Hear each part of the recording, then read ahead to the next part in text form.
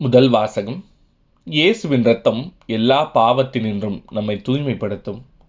திருத்தூதர் யோவான் எழுதிய முதல் திருமுகத்திலிருந்து வாசகம். அதிகாரம் 1 இறைவசனங்கள் 5 முதல் அதிகாரம் 2 இறைவசனம் 2 முடிய.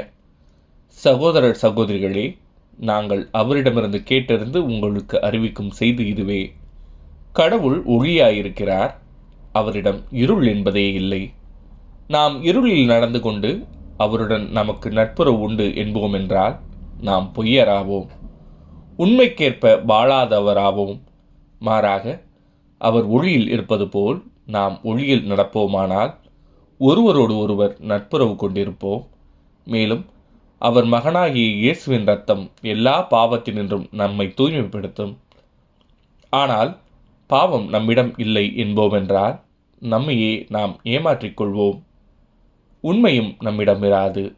மாறாக நம் பாவங்களை நாம் ஒப்புக்கொள்வோம் என்றால் கடவுள் நம் பாவங்களை மன்னித்து குற்றம் அனைத்திலுமிருந்தும் நம்மை தூய்மைப்படுத்துவார். ஏனெனில் அவர் நம்பிக்கைக்குரியவர், நேர்மையாளர். நாம் பாவம் செய்யவில்லை என்போம் என்றால் அவரை பொய்யராக்குவோம், அவருடைய வார்த்தை நம்மிடம் இல்லை என்றாகும்.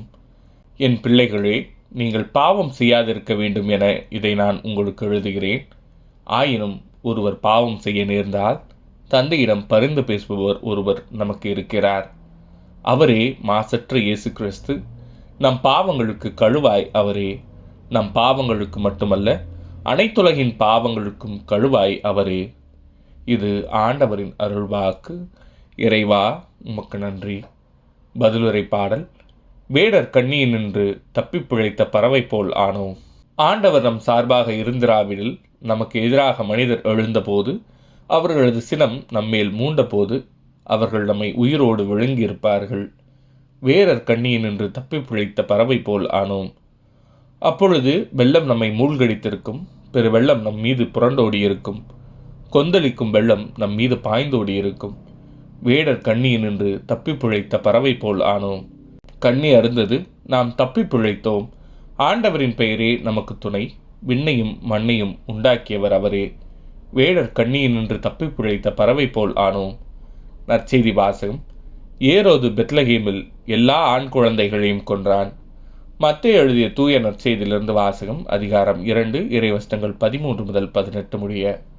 ஞானிகள் திரும்பிச் சென்ற பின் ஆண்டவருடைய தூதர் யோசேப்புக்கு கனவில் தோன்றி, நீர் எழுந்து குழந்தையையும் அதன் தாயையும் கூட்டிக் கொண்டு எகிப்துக்கு தப்பி ஓடிச் செல்லும். நான் உமக்கு சொல்லும் வரை அங்கேயே இரும். ஏனெனில் குழந்தையை ஏரோது கொல்வதற்காக தேடப்போகிறான் என்றார்.